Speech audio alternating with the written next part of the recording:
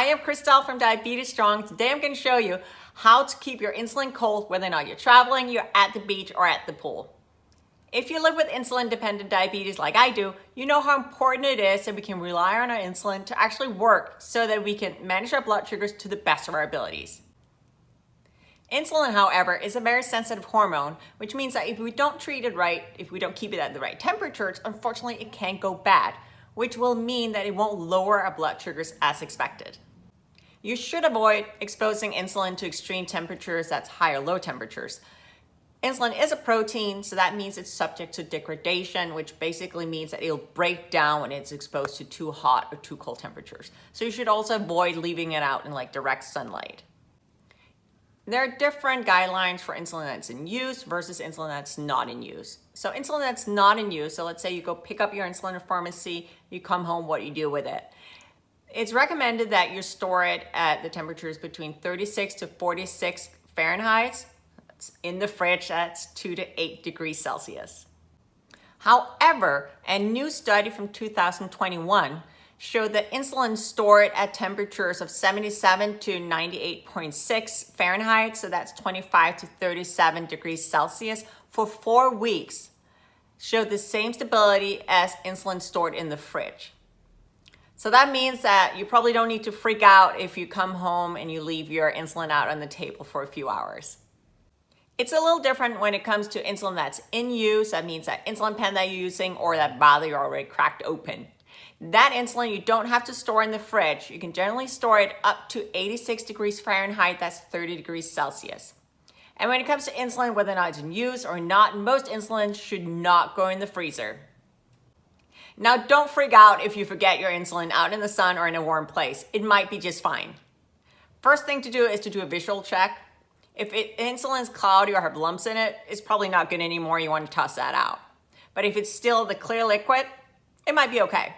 So the second test is to see, does it lower your blood sugars as expected? If it does, there's probably no reason why you can't continue using it. So this is what I do. If I have an insulin pen that doesn't really seem to be working as well as I expect it to, and if I've been out in the sun or just in the heat, what I'll do is I'll do a comparison. So I'll get out a new insulin pen, I'll try that, see if it lowers my blood sugars as expected or if it yields the same results as the first pen. Okay, because sometimes I'm just a little more insulin resistant, especially if I'm in the sun. So that could be it.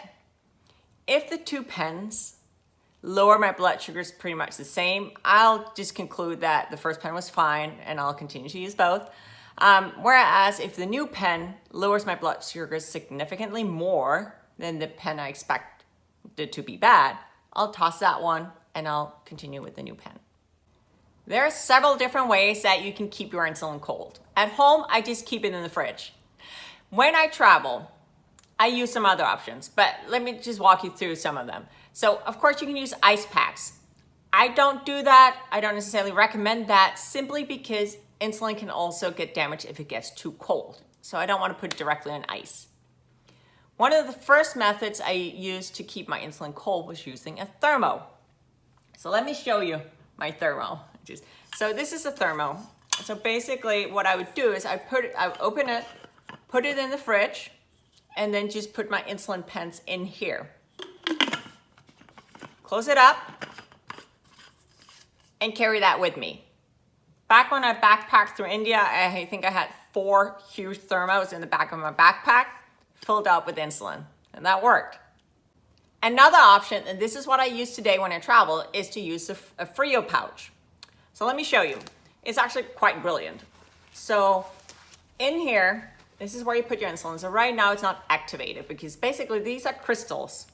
And when you submerge those in water, they suck up the water and they gel. And that gel is cooling.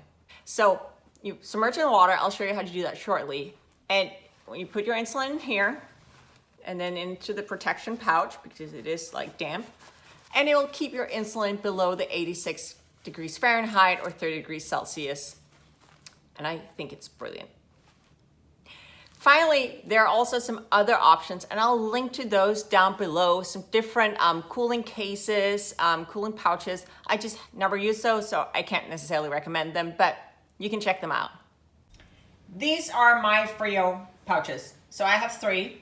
This is the one I showed you before. Let's take that out again. And I'll show you how to actually activate the crystals. So that one holds 2 insulin pens. I have a larger one here. It's the same concept. The pouch here holds 4 insulin pens. You can also get specific ones for cartridges.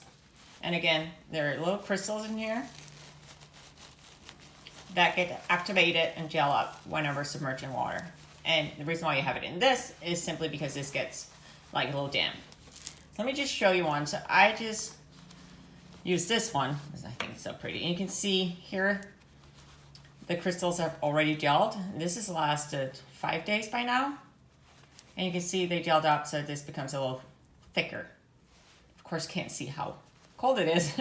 But basically you put in your insulin here, then put it in the pouch.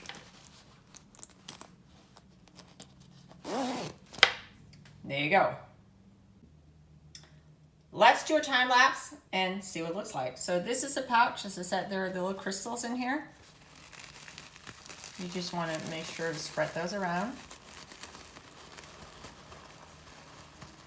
You submerge in the water.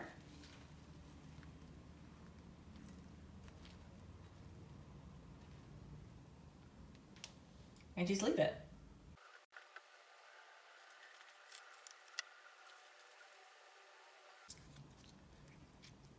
Okay, I have now left it for about 10 minutes.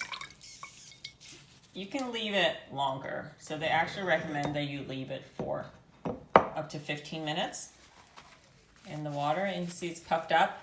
It has more volume than before. It's because the gel, the little beads in here. So next, you want to lay it out for 5 minutes to dry.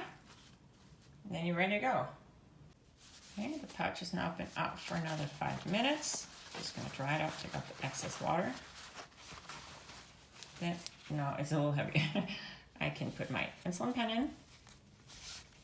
And then again, because it's damp, I want to put it in the section here. There you go.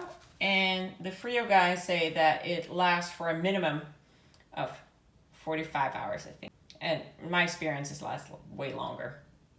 So that is how Frio works. Once you're done, you just pull it out of the pouch. Again, remember, take your insulin out, obviously. And then you put this aside, let it dry. And next time you're going somewhere, you just repeat the process. Insulin is what keeps us alive, and it's so important that we keep it at the right temperature so that it does not go bad. I showed you some different tricks on how to do that. I'd love to hear if you have anything to add to that. So leave me a comment. Let me know how you keep your insulin cold. Thank you so much for watching.